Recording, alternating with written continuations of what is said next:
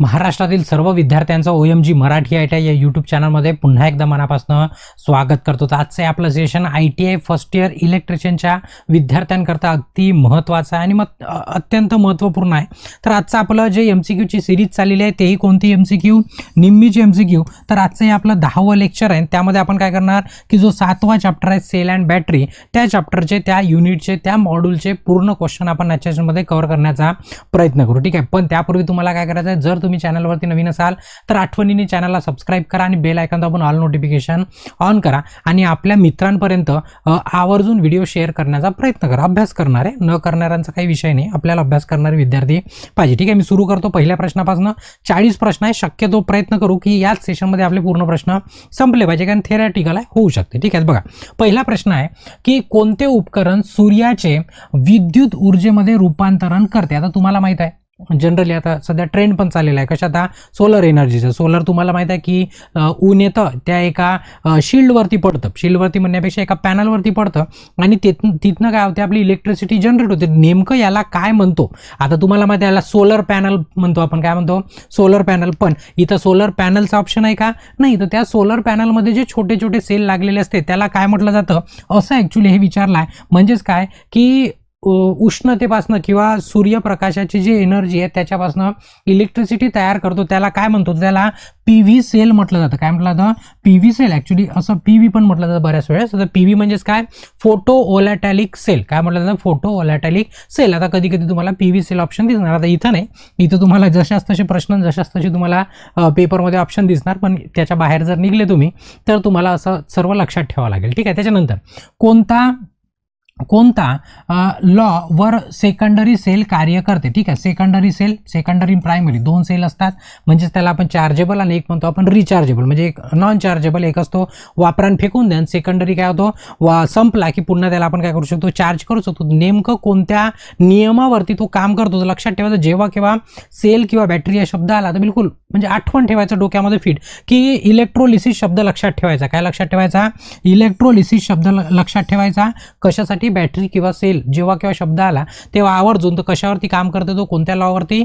Faraday's इलेक्ट्रोलिसिसचे नियम. ठीक आहे, म्हणजे फॅरेडेज लॉ ऑफ इलेक्ट्रोलिसिस असं त्याला इंग्रजीमध्ये म्हटलं जातं. ठीक आहे, म्हणून याचं सी उत्तर काय? बरोबर. आणि ABCD लक्षात नका ठेवू, कारण की पेपरमध्ये गेलं की एचं ऑप्शन कधी D वर जातं, Dचं A वर जातं, तर मग त्याच्यामुळे ABCD लक्षात ठेवलं तर विषय. ठीक आहे, बघा इलेक्ट्रोलिसिस दरम्यान जमा केलेल्या वस्तुमानाची गणना. आता जमा केलेल्या म्हणजे काय की जसं इलेक्ट्रोलिसिस करतो, दोन इलेक्ट्रोड असतात तुमच्याकडे, एक पॉझिटिव्ह आणि एक निगेटिव्ह. ते काय होतं की या इलेक्ट्रोडचं काही मटेरियल दुसऱ्या इलेक्ट्रोडवर चाललं किंवा या इथं जे इलेक्ट्रोलाइट भरलेला आहे, या इलेक्ट्रोलाइट भरलेला आहे, या इलेक्ट्रोडचं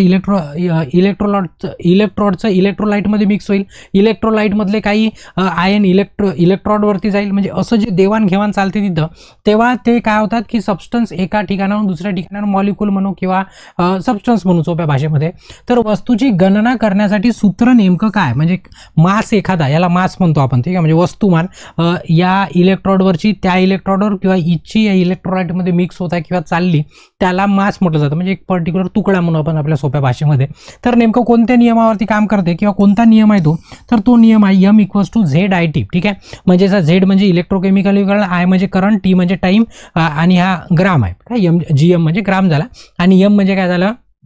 मास झाला. मास म्हणजे त्याला वस्तुमान म्हणतो. ठीक आहे, आता डिटेलमध्ये नाही जात, फक्त लक्षात ठेवा M = ZIT म्हणजे MZIT असं लक्षात ठेवा, विषय संपला. ठीक आहे, चला समोर आहे.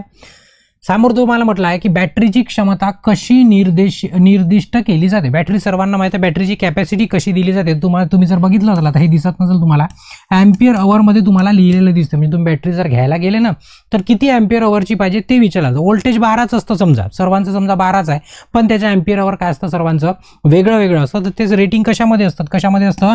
अँपियर अवरमध्ये. इन केस तुम्हाला अँपियर अवर जर नाही दिसला, म्हणजे मेन युनिट आहे, तर लक्षामध्ये ठेवायचं वॉट अवर पण याचं, वॉट अवरमध्ये पण याची इफिशियन्सी काढली जाते. म्हणजे त्याची कॅपॅसिटी आपण वॉट अवरमध्ये पण डिफाईन करू शकतो. ठीक आहे, पण सध्या अँपियर अवर काय आहे, त्याला अँपियर अवर म्हणजे AH असं लिहिलं जातं. ठीक आहे, अँपियर अवर इथं पण लिहिलेलं असतं प्रत्येकच ठिकाणी, प्रत्येक बॅटरीवर. ठीक आहे, म्हणजे याचं D उत्तर काय एकदम परफेक्ट आहे. नंतरचं आहे सेकंडरी सेलमध्ये प्लेट्स वाकणे, ठीक आहे. प्लेट्स आता तुम्हाला माहिती आहे सेल असतं, सेल म्हणा बॅटरी म्हणा, त्याच्यामध्ये काय असतं ते इलेक्ट्रोड, त्यालाच आपण प्लेट म्हणू, ठीक आहे. ते समजा इलेक्ट्रोड वाकत आहे त्याला प्लेट म्हटलं आहे. प्लेट जर वाकल्या तर त्याला काय म्हटलं जातं, नेहमीसाठी लक्षात ठेवा, खूप कामाचा प्रश्न आहे, त्याला बकलिंग ऑफ प्लेट म्हटलं जातं. बकलिंग म्हणजे काय, वाकणे. जसं तुम्हाला माहित असणार ना, ते कसं होते, ओव्हर चार्जिंग ओव्हर डिस्चार्जिंग जर झाली तर बकलिंग होते. उदाहरणार्थ पहिलेचे जुने मोबाईल यायचे, तुम्हाला माहिती आहे त्याची बॅटरी फुगून जायची. का बरं फुगायची, जर एकदम ओव्हर चार्ज केला, रात्रभर चार्ज लावून ठेवून दिला किंवा मग वारंवार त्याला डिस्चार्ज केलं फुल, की त्याची आतमधच्या प्लेटा गावायच्या वाकून जायच्या. मग आपल्याला वाटायचं अरे बॅटरी फुगली आहे, फुगली नाही. ते काय होतं, त्याच्यामध्ये बकलिंग होत होतं. काय होत होतं, बकलिंग होत होतं. ती एक बिमारी आहे, बॅटरीची काय एक ती बिमारी आहे, ठीक आहे. त्याच्यानंतर आहे इलेक्ट्रिक चार्जचे एकक काय आहे. एकदम सोपाचा प्रश्न आहे. चार्ज आणि हाय नेहमी तुम्हाला आपल्याला कामी पडणार. कशामध्ये त्याचं एकक काय असतं, कुलम असतं. काय असतं, कुलम असतं, ठीक आहे. म्हणायचं डी उत्तर एकदम परफेक्ट. त्याच्यानंतरचं आहे लिथियम सेलचे आउटपुट व्होल्टेज काय आहे. बघा लिथियम सेलचे तुम्हाला आउटपुट बघा, प्रत्येक सेलचा आउटपुट काय असतं वेगळं. आणि लिथियम जर बॅटरी तुम्ही बघितली जनरली रिचार्जेबल, जसं लॅपटॉप झालं, लॅपटॉप म्हणा किंवा बऱ्याचशा घड्याळीमध्ये म्हणा किंवा छोटे छोटे जिथं जास्त लाईफ, जसं मोबाईलची बॅटरी पण तुम्ही बघाल लिथियम आयन असं लिहिलेलं असतं. तुम्ही जर आता बघाल, आता तर नवीन नवीन टेक्नॉलॉजी आली आहे, तरी पण मॅक्स बॅटऱ्या कशा लिथियमच्या असायच्या, त्याची लाईफ जास्त असते त्याच्यामुळे. तर तुम्हाला विचारलं की नेमकं प्रत्येक बॅटरीचं व्होल्टेज आउटपुट काय असतं वेगळं, तर आउटपुट व्होल्टेज काय आहे असं विचारलं लिथियमचं, लक्षात ठेवायचं किती असते ते 2.5 टू 3.6 व्होल्ट असते. आता ठीक आहे, आता इथं 2.5च दिला, पण भविष्यासाठी तुम्हाला सांगून ठेवलं इथून इथपर्यंत त्याचं उत्तर राहते दोघापैकी काही आहे. पण आता इथं 2.5 आहेत, पेपरात तुम्हाला आयटीचे 2.5च येणार आहे, पण आयटीच्या बाहेर निघले की त्याच्यानंतरच तुमच्या कामी येणार. त्याच्यानंतर आहे जर बॅटरी कमी कालावधीसाठी जास्त दराने चार्ज करायची असेल तर त्या चार्ज करण्याची पद्धत कोणती आहे. म्हणजे बघा लक्षात घ्या, सर्वात महत्त्वाचं कमी कालावधीत जास्त चार्ज म्हणजे काय, कमी वेळामध्ये जास्ती चार्जिंग. आता तुम्हाला माहिती आहे आजकाल कसे मोबाईल आले, इथं एकदम लावलं की 15 मिनिटात विषय संपला, अर्ध्या तासामध्ये विषय संपला, म्हणजे फुल चार्ज बिलकुल. मग त्याला काय म्हटलं जातं, बूस्ट म्हटलं जातं. काय म्हटलं जातं, बूस्ट चार्जिंग म्हटलं जातं किंवा बूस्ट चार्जर म्हटलं जातं, ठीक आहे. तर आता बूस्टर चार्जर लागले सर्व याला, ठीक आहे. पॉवर चार्जर, पॉवर ॲडॅप्टर असे नावं आपापल्या परीने ठेवून देत आहे, पण ते बूस्ट प्रक्रिया आहे, म्हणजे कमी वेळामध्ये जास्ती चार्ज करते, ठीक आहे. आणि आरामशीर जर करायची असली किंवा नवीन जर बॅटरी असली तर त्याला फ्रेशनिंग चार्ज म्हटलं जातं. मग ट्रिकल चार्जमध्ये ICU मध्ये टाकतो आपण त्याला, म्हणजे खूप दिवसापासून शायद मागच्या सेशनमध्ये आपण त्याला कव्हर केला आहे असं मला आठवत आहे, ठीक आहे. चला त्याचं बी उत्तर काय एकदम बरोबर आहे. त्याच्यानंतर आहे की कार्बन झिंक कोरड्या सेलमध्ये कोणता इलेक्ट्रोलाइट वापरला जातो. लक्षात ठेवा, कार्बन झिंक म्हटलाय. काय म्हटलंय, कार्बन झिंक म्हटलंय, तर लक्षात ठेवा त्याच्यासाठी अमोनिया क्लोराईड, ठीक आहे, अमोनियम क्लोराईड वापरला जातो. काय वापरला जातो, अमोनियम क्लोराईड. तर याचा जर फॉर्म्युला जर काम पडलं, आता तर नाही पडणार पण भविष्यामध्ये पडणार. काय त्याचा फॉर्म्युला, NH4Cl, ठीक आहे, NH4Cl असं त्याचा फॉर्म्युला आहे, अमोनियम क्लोराईड, ठीक आहे. याच्यासोबत पुन्हा झिंक क्लोराईड पण असते, झिंक कार्बन झिंक सेल आहे ना, याच्यामध्ये दुसरा एक सोबत असते पुन्हा ॲडिशनल. पण आता जेवढं विचारलं झिंकवाला ऑप्शन त्याच्यात दिलेला नाही आहे, एकच ऑप्शन आहे, ठीक आहे. काय ऑप्शन आहे, अमोनियम क्लोराईड ऑप्शन आहे. तर काय वापरला जाते कार्बन झिंकमध्ये सेलमध्ये, इलेक्ट्रोलाइट म्हणून अमोनियम क्लोराईड लक्षात ठेवायचं, ठीक आहे. चला, म्हणजे हे लक्षात ठेवणार आहे, याच्यात काही लॉजिक नाही आहे. जसं स्वयंपाकात आपल्या भाजीमध्ये मीठ टाकतो, काही लॉजिक नाही, मीठ टाकतो चव आली पाहिजे म्हणून, तसंच ते तो विषय आहे, ठीक आहे. त्याच्यानंतर आहे द्रवामध्ये विद्युत प्रवाह गेल्याने कोणता परिणाम होतो, ठीक आहे. द्रवामध्ये म्हणजे एखादं लिक्विड आहे आणि त्याच्यामध्ये आपण इलेक्ट्रिसिटी सोडली, ठीक आहे. जनरली याला इलेक्ट्रोलिसिस म्हटलं जातं. काय म्हटलं जातं, इलेक्ट्रोलिसिस. तेच विचारलं आहे की द्रवामध्ये विद्युत प्रवाह गेल्याने कोणता परिणाम होतो किंवा नेमकं त्या परिणामाला काय म्हणतो. जसं इलेक्ट्रिसिटी टाकली त्याच्या आतमध्ये केमिकल इफेक्ट होतात. काय होतात, केमिकल इफेक्ट होतात.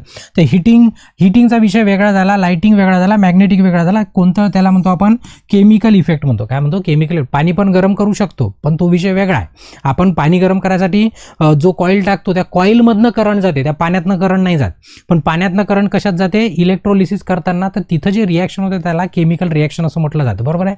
नंतरचा आहे लीड ॲसिड बॅटरीमध्ये निगेटिव्ह प्लेट बनवण्यासाठी कोणती सामग्री वापरली जाते. तर लक्षात ठेवा, निगेटिव्ह प्लेटसाठी स्पॉन्ज लीड वापरली जाते. कोणती, स्पंज लीड, ठीक आहे. स्पंज आता इकडे वाचाल तर थोडंसं वेगळं दिसते, ठीक आहे. इकडे वाचायचं स्पंज आहे, ठीक आहे. इथे स्पॉन्ज दिसते, तर प्रोनाउन्सिएशन कसं केलं तरी ते स्पॉन्ज लीड वापरली जाते. कशासाठी, निगेटिव्ह प्लेटसाठी. ही काय झाली, निगेटिव्ह प्लेट झाली. आणि याला जर डिनोट करायचं असलं तर पीबीनी काय केलं जातं, पीबीनी याला डिनोट केलं जातं. कशाने डिनोट केलं जातं, पीबीनी, ठीक आहे. त्याला काय म्हणतो आपण, पीबी. थांबा मी व्यवस्थित लिहून देतो. कशाने डिनोट केलं जाते, पीबी, ठीक आहे. ही झाली निगेटिव्ह आणि ही कशाने, पी आणि बी असं त्याला डिनोट केलं जातं, पीबी. ठीक आहे. इन केस आता याच्या ठिकाणी काय विचारलं असतं, निगेटिव्हच्या ठिकाणी समजा पॉझिटिव्ह विचारलं असतं. ठीक आहे. पॉझिटिव्हसाठी लक्षात ठेवा लीड डायऑक्साईड वापरलं जातं. ठीक आहे. लीड डायऑक्साईड, तर याला PbO2 ठीक आहे असं लिहिलं जातं, म्हणजे त्याचा केमिकल फॉर्म्युला आहे. आपल्याला काही हे नाही, हे कशासाठी आहे, पॉझिटिव्हसाठी. तर एवढा आता पॉझिटिव्हचं वगैरे काम नाही आहे, सध्या आपल्याला निगेटिव्ह विचारला तर निगेटिव्हचं उत्तर द्यायचं. बी बिलकुल काय झालं, फायनल झालं. ठीक आहे. चला नंतरचं आहे, धातूच्या पृष्ठभागावर गंज नियंत्रित करण्यासाठी कोणते तंत्र वापरले जाते. तुम्हाला माहीत असणार, एक इलेक्ट्रोप्लेटिंग केलं जातं, इलेक्ट्रोलिसिस करून, म्हणजे एखाद्या प्लेटवरती आवरण चढवलं जातं दुसऱ्या धातूचं, त्यांनी काय होते त्याच्यावर गंज वगैरे लागत नाही. म्हणजे समजा सोन्याची तुम्हाला परत चढवायची असेल तर इलेक्ट्रोप्लेटिंग करावं लागते, सेम टू सेम. तर त्यालाच इलेक्ट्रोप्लेटिंगला एक दुसरं नाव आहे, कॅथोडिक प्रोटेक्शन म्हटलं जातं. काय म्हटलं जातं, कॅथोडिक प्रोटेक्शन. यांनी काय होते की गंज लागत असेल कोणत्या मेटलवरती, त्याच्यावरती एक दुसऱ्या धातूची परत लावली की त्याच्यावरती गंज लागत नाही. आपल्या साध्या भाषेमध्ये त्याला जंग लागणं म्हणतो आपण. ठीक आहे. करोजन म्हणतो आपण. ठीक आहे. त्याचं बी उत्तर काय झालं, एकदम परफेक्ट. नंतरचा प्रश्न आहे, डिजिटल घड्याळामध्ये कोणत्या सेलचा सर्वाधिक वापर केला जातो. ठीक आहे. आता ॲक्च्युली याच्यामध्ये जर बघाल तर इथं निम्मीनी सी उत्तर दिलेलं आहे, मर्क्युरी. ठीक आहे, मर्क्युरी. पण आता सध्या लेटेस्टमध्ये जर सामोर जर चाललं तर सिल्वर डायऑक्साईडमध्ये काय होते की याला पण वापरलं जातं बऱ्यापैकी. आता जर तुम्ही बघाल याला बऱ्यापैकी हे वापरलं जातं, काय, सिल्वर डायऑक्साईड किंवा सिल्वर ऑक्साईड असं म्हटलं जातं. ठीक आहे. तर आता दोन्ही उत्तर चुकीचे नाही, दोन्ही उत्तर बरोबर आहे, पण निम्मीनी म्हटलं आहे सी बरोबर आहे, तर सी बरोबर आहे, कारण की डी पण उत्तर आहे ना. आता दोन्ही उत्तर देऊ शकत नाही, दोघांपैकी काय देणार आपण, एकच उत्तर देणार. ठीक आहे. तर सी काय झालं, एकदम बरोबर झालं. ठीक आहे. झालं. नंतरचा प्रश्न आहे बघा, समांतर कॉम्बिनेशन सर्किटमध्ये एक सेल रिव्हर्स पोलॅरिटीने जोडल्यास काय परिणाम होतो. समजा आता तुम्ही दोनच सेल आहे समजा, दोन्ही कसे जोडत आहोत आपण, समांतरमध्ये. इथं म्हटलं आहे ना, समांतर म्हटलं आहे. ठीक आहे. सिरीज म्हटलं तर काही विषय नाही, ते कॅन्सल होऊन जातील, बरोबर आहे. पण जर समांतरमध्ये आहे तर काय होईल, इकडला करंट याच्यामध्ये जाईल, याच्यातला करंट याच्यामध्ये जाईल, तर ते ऑटोमॅटिक काय होईल, तुमची बॅटरी खराब होऊन डिस्चार्ज होऊन जाईल. म्हणजे काय, एक प्रकारे शॉर्ट सर्किट झालं, करंट काय होणार, डायरेक्ट चालला जाणार. जसं फॉर एक्झाम्पल एक सेल घेतला तुम्ही, इथे एक वायर लावला आणि दुसरा वायर जर इथे लावला तर सेल तुमचा ऑटोमॅटिक गरम येतो, तुमचा कंडक्टर पण गरम येतो. ठीक आहे. आणि सेल काय होतं, ऑटोमॅटिक डिस्चार्ज होऊन जातो. म्हणजे तर ॲक्च्युअलमध्ये काय झालं, शॉर्ट सर्किट झालं. सेम टू सेम इथं पण काय होणार, असं शॉर्ट सर्किट होणार. ठीक आहे. तर मग आता इथे याचं जर उत्तर बघितलं काय होणार, एक पोलॅरिटी वेगळी आहे बघा, एक इकडे निगेटिव्ह आहे, इकडे पॉझिटिव्ह आहे, इकडे पॉझिटिव्ह आहे, इकडे काय निगेटिव्ह आहे, बरोबर आहे. तर मग आता काय होणार, open circuit voltage will get short circuited. कसे होणार, शॉर्ट सर्किट होणार, इंटरनल शॉर्ट सर्किट म्हटलं जातं त्याला. तर म्हणून याचं सी उत्तर काय झालं, एकदम परफेक्ट आहे. ठीक आहे. चला नंतरचा प्रश्न आहे, बॅटरी चार्जरमध्ये फाईन सिलेक्टर स्विचचे कार्य काय. बघा, बॅटरी चार्जरमध्ये एक सिलेक्टर स्विच आहे, जसं आपण फॅनचं स्पीड वाढवतो बघा हळूहळू, ते रेग्युलेटर असते, सेम तशी एक स्विच असते. तर ते कशासाठी चार्जरमध्ये, की आपल्याला नेमका किती करंट द्यायचा आहे, तो करंट देण्याचं म्हणजे आपल्याला सेट करायची, आपल्याला त्या बटनावरनं सुविधा मिळते की आपल्याला पाहिजे तेवढा करंट देऊ शकतो त्याच्यासाठी. तर तुम्हाला तेच विचारलं कशासाठी, तर सिलेक्शन ऑफ म्हणजे करंटची रेटिंग निवडण्याकरता, म्हणजे नेमकं त्या बॅटरीला किती करंट द्यायचा आहे मला, ते त्याच्यासाठी बटन लावलेले असते बॅटरी चार्जरमध्ये. फाईन सिलेक्टर स्विच त्याच्यासाठी असते, पटलं. त्याच्यानंतर सोलर सेलमधील तापमानाच्या संदर्भात आउटपुट पॉवरवर काय परिणाम होतात. बघा, सोलर सेल तुम्हाला माहीत असणार, गरमी उन्हाळा असला, कडक ऊन असली की जास्त आउटपुट देते, आणि ढगाळ वातावरण आहे, थंडी आहे, तर त्यावेळेस काय होते, आउटपुट कमी होते. सरळची विषय आहे की सोलर सेलमधील तापमानाचा संदर्भ आउटपुट पॉवरवरती काय परिणाम देते. समजा इन्क्रीज विथ इन्क्रीजिंग टेम्परेचर, हेही बरोबर आहे, म्हणजे टेम्परेचरनुसार वाढते असं नाही म्हणू शकत. बघा, इन्क्रीज विथ इन्क्रीजिंग टेम्परेचर एक ऑप्शन आहे, म्हणजे तापमान वाढलं तर आउटपुट वाढते, एक ऑप्शन आहे. दुसरा ऑप्शन आहे डिक्रीज विथ इन्क्रीज, असं नाही होत, डिक्रीज विथ डिक्रीज. ठीक आहे. डिक्रीज विथ डिक्रीज टेम्परेचर म्हणजे तापमान घटलं तर त्यामुळे आउटपुट पण काय होणार, घटणार. आता बघा, दोन्ही ऑप्शन सारखे तुम्ही बघाल, तापमान कमी झालं तर आउटपुट कमी होणार, तापमान वाढलं तर आउटपुट वाढणार. ठीक आहे. पण याला सध्या या प्रश्नाला रिलेट करत नाही, त्याच्यामागे थोडासा बेसिक कॉन्सेप्ट असा आहे की तापमानावरती ॲक्च्युली तो डिपेंड नाही करत आहे. तापमान म्हणजेच काय, एक प्रकाशाला तापमान असं इथं बोलल्या गेला. ठीक आहे. म्हणजे खूप प्रकाश वाढला म्हणजे काही खूप तुम्हाला आउटपुट मिळणार अशातला भाग नाही, जेवढा मिळायचा आहे तेवढाच मिळतो. पण प्रकाश जर कमी झाला म्हणजे ते प्रकाश कमी झाला, तापमान कमी झाला, तर दोन्ही उत्तर द्यायचं म्हटलं तरी बरोबर येऊ शकते. पण आता निम्मीने आपल्याला डी बरोबर दिला आहे, तर आपण त्याला डीलाच बरोबर पकडायचं. ठीक आहे. म्हणजे ते कमी झालं तर ते पण कमी होणार. ठीक आहे. चला नंतरचा प्रश्न आहे, की बॅटरी चार्ज करताना हायड्रोमीटरचा वापर कोणत्या उद्देशाने केला जातो. तर तुम्हाला हे माहित पाहिजे की नेमकं हायड्रोमीटर काय असते. हायड्रोमीटर काय असते तुम्ही बघितलं असणार. अशा पद्धतीचं हायड्रोमीटर असतं. इथं रबरचा एक बबल असतं, त्या बॅटरीमध्ये डुबवून त्याला असं बाहेर ओढलं जातं. मग याच्यामध्ये तो इलेक्ट्रोलाइट जातो. मग तुम्हाला त्याची pH व्हॅल्यू माहिती होते. मग त्याच्यावर आपण डिसाईड करतो की नेमकी याची चार्जिंग कोणत्या स्थितीमध्ये आहे. ठीक आहे, तर ते कशासाठी केलं जातं. ते केलं जातं ग्रॅव्हिटी चेक करण्याकरता. कुठे ग्रॅव्हिटी चेक करण्याकरता. Determine the specific gravity. Specific gravity म्हणजेच त्याला आपण काय म्हणतो, विशिष्ट गुरुत्वाकर्षण निश्चित करण्याकरता. कारण याच्यातनं आपल्याला माहिती होते की नेमकी बॅटरी चार्ज आहे की डिस्चार्ज आहे की नॉर्मल आहे, ते आपल्याला त्याच्यातनं माहित होते. ठीक आहे, त्याच्यामध्ये कलर असतो बरोबर, तेवढ्यापर्यंत ते डुबतं. आता तुम्ही प्रॅक्टिकल केलं असणार, तुम्हाला माहितच आहे. ठीक आहे, त्याच्यानंतरचा प्रश्न आहे की फेराइडच्या इलेक्ट्रोलिसिसच्या पहिल्या नियमाचे सूत्र काय. पहिल्या नियमाचं सूत्र मगच सांगितलं काय, mZit लक्षात ठेवा. काय लक्षात ठेवा, mZit म्हणजे M=ZIT. एकदम सोपं. ठीक आहे, त्याच्यानंतर लीड ॲसिड बॅटरीमध्ये इलेक्ट्रोलाइट म्हणून कोणता वापरला जातो. लक्षात ठेवा, कोणती बॅटरी, लीड ॲसिड बॅटरीमध्ये जे पाणी टाकतो ना आपण, पाणी त्याला इलेक्ट्रोलाइट म्हणतो आपण. ठीक आहे, ते इलेक्ट्रोलाइट नेमकं कोणतं वापरलं जातं असं तिथं विचारलं. तर इथं जर ऑप्शन बघितलं H2SO4 वाला ऑप्शन पाहिजे, तर तो ऑप्शन आहे आपल्याजवळ sulphuric acid, dilute sulphuric acid. कधी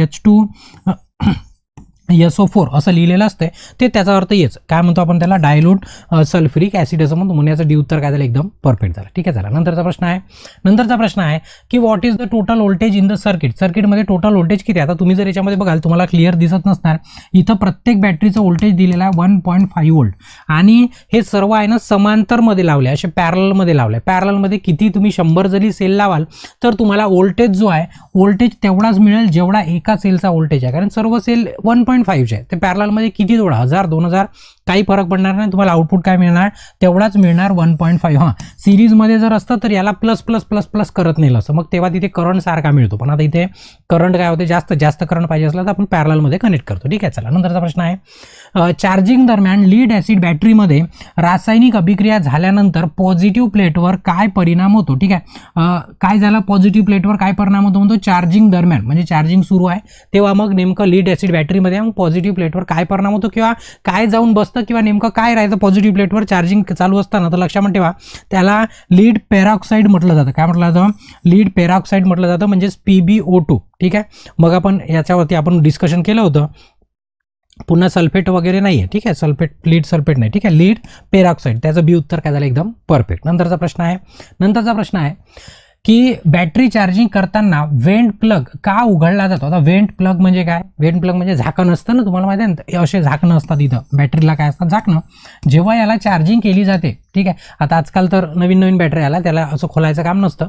तर त्या बॅटरीचं काय केलं जातं, कॅप काढून ठेवलं जातं चार्ज करत असताना. कारण त्याच्यामध्ये ज्या गॅस असतात त्या गॅस बाहेर निघल्या पाहिजेत, त्याच्यासाठी त्या कॅप काढल्या जातात. मग आता इथं ऑप्शनमध्ये जर बघाल, मुक्तपणे वायू सुटण्यासाठी. ठीक आहे, म्हणजे जे गॅसेस आहे ते फ्रीली बाहेर निघल्या पाहिजे म्हणून काय केलं जातं, ते कॅप त्या काढून ठेवल्या जातं. ठीक आहे, असं त्या प्रश्नाचं म्हणणं आहे. म्हणून त्याचं हे उत्तर काय झालं, एकदम फायनल झालं. नंतरचा प्रश्न आहे, कोणत्या पद्धतीने बॅटरी दीर्घ कालावधीसाठी कमी विद्युत प्रवाहावर चार्ज केली जाते. बघा लक्षात घ्या, बॅटरी दीर्घ म्हणजे काय, खूप दिवसांकरता, खूप जास्त कालावधींकरता आणि कमी विद्युत प्रवाह, एकदम कमी करंट असतो. एकदम कमी करंट तुम्ही सांगितलं, आयसीयू टाकलेला माणूस कसा असतो, त्याला ऑक्सिजन देऊन सलाईनी लावून सर्व लावून तो आहे जिवंत, तिकडे मेल्यासारखा जिवंत आहे. ठीक आहे, त्याला म्हटलं जातं. तर मग याचा जर ऑप्शन बघितलं, त्याला काय म्हणतो आपण, ट्रिकल चार्जिंग म्हणतो. आपण याच्यावरती बोललेलो ऑलरेडी, आपण याच्यावरती डिस्कशन केलेलं आहे आणि आपल्याला माहित पण आहे. ठीक आहे, त्याच्यानंतर आहे की लीड ॲसिड बॅटरीमधील हार्ड सल्फेशन दोष कसा दूर केला जातो. बघा, हार्ड सल्फेशन, आता सल्फेशन दोष तुम्हाला माहिती आहे, त्याच्यावरती मिठासारखं बसतं. ठीक आहे, म्हणजे एक आवरण तयार होतं.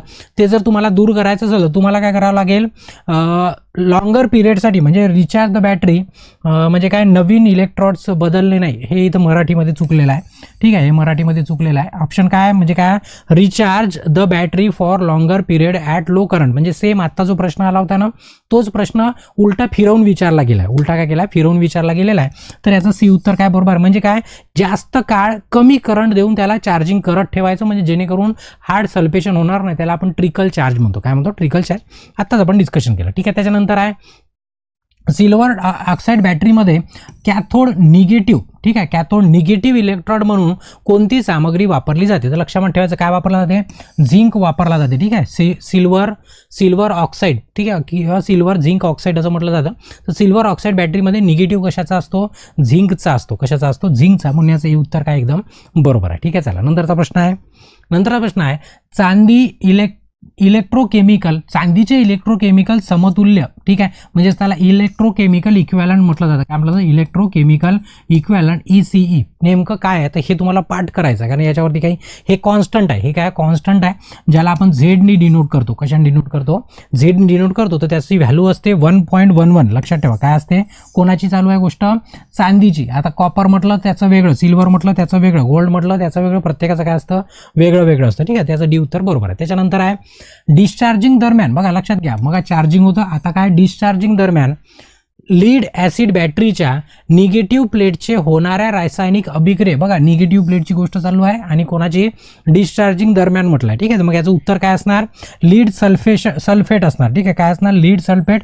फक्त इथे लक्षात ठेवा पेरॉक्साईड वेगळं, ठीक आहे, सल्फाईड डायसल्फाईड वेगळं आणि सल्फेट वेगळं, ठीक आहे. लीड सल्फेट म्हणजेच काय? PbSO4 लक्षामध्ये ठेवा, ठीक आहे. सर्वात महत्त्वाचं 4 आहे, ठीक आहे. कधी डिस्चार्ज होत आहे आणि निगेटिव्ह प्लेटची गोष्ट चाललेली आहे त्यावेळेस हे उत्तर आहे, एवढं लक्षात ठेवा, ठीक आहे. त्याच्यानंतर लीड ॲसिड बॅटरीमध्ये सेपरेटरचा उद्देश काय आहे? तर सेपरेटर म्हणजे सेपरेट करणे, बरोबर आहे. सेपरेटर, अशा सेपरेटर प्लेटा असतात, बरोबर आहे. कशासाठी?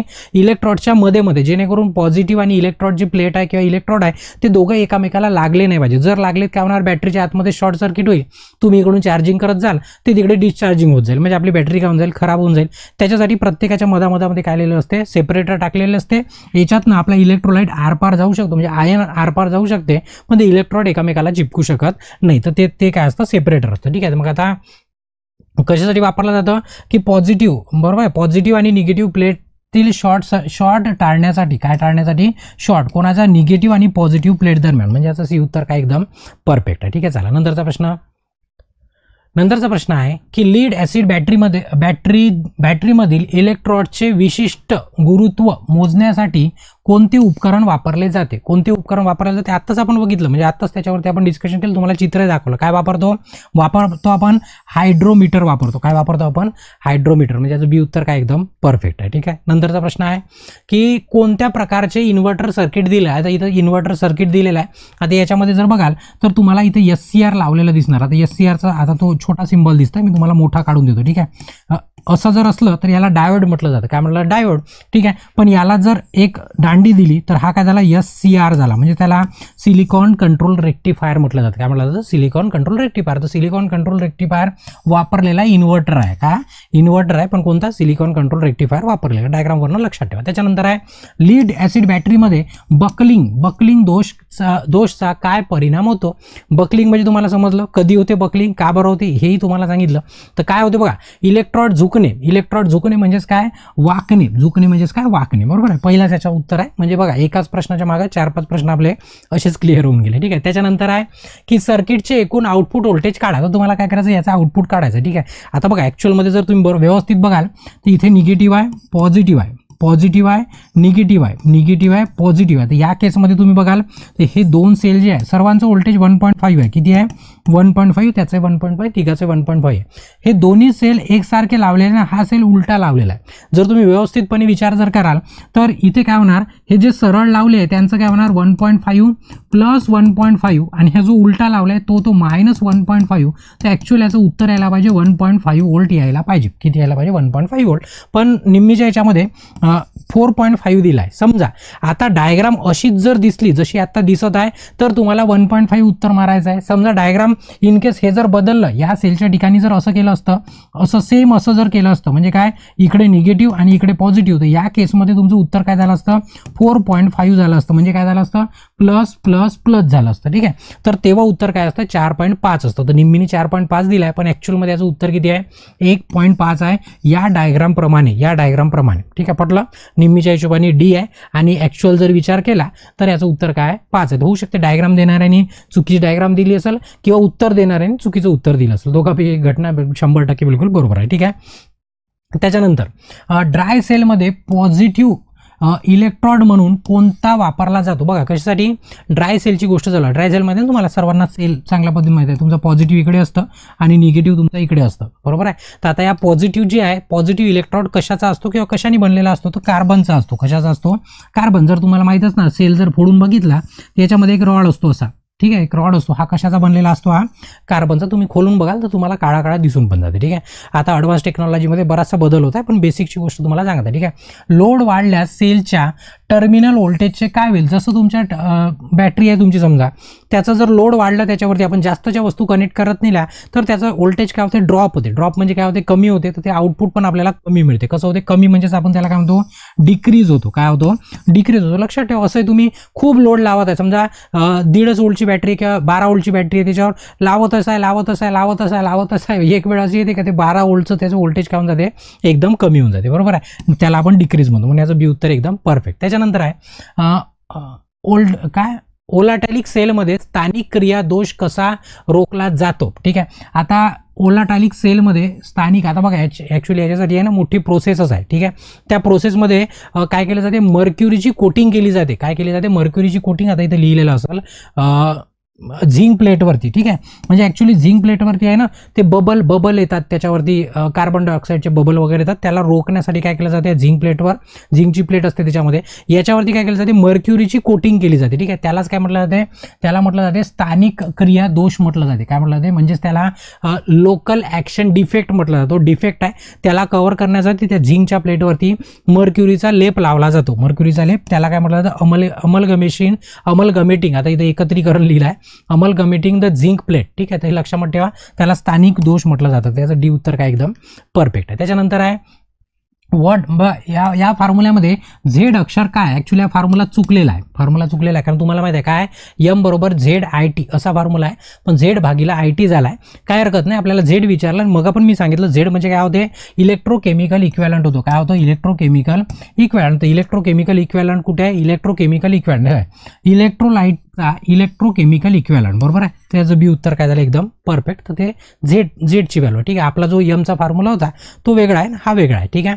तांब्याचे इलेक्ट्रोकेमिकल समतुल्य. आता बघा, आता तांब्याचे विचारला आहे, मग आय थिंक सिल्वरचं विचारलं होतं. सिल्वरचं वेगळं, तांब्याचं वेगळं, सर्वांचं वेगळं.